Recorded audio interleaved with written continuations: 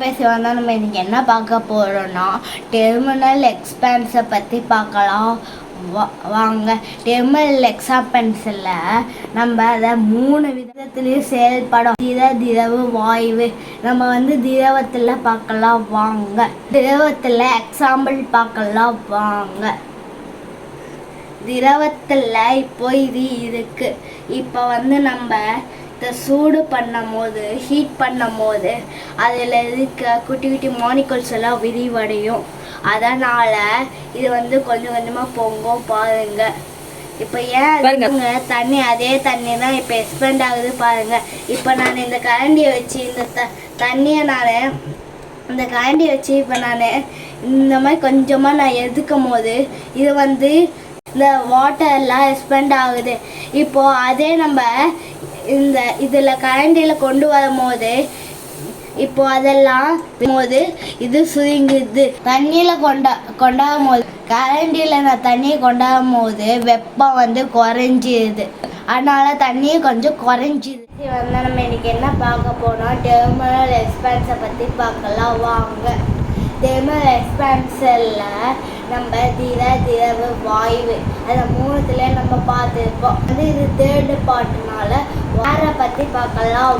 ஏர் expands பற்றி பார்க்கலாம் வாங்க. கேஸ். இது பச்சை தண்ணி, இது சுடு தண்ணி.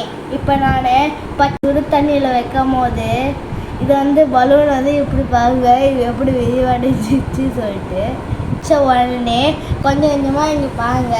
இங்கே வச்ச உடனே கொஞ்சம் கொஞ்சமாக வருது பார்த்தீங்களா? இதுக்கு பேர் தான் டெர்மினல் எக்ஸ்பேன்ஸ்.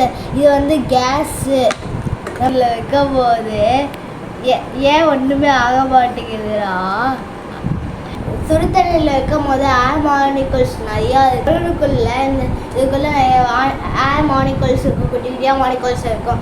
இப்போ நான் சுடு தண்ணியில் வைக்கும் போது அது விரிவடையுது.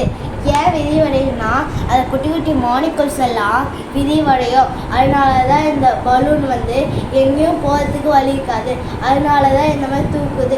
அதே பச்சை தண்ணியில் வைக்கும் போது அது நார்மலாக தான் இருக்கும். அதனால தான் அது விரிவடையில பலூனு.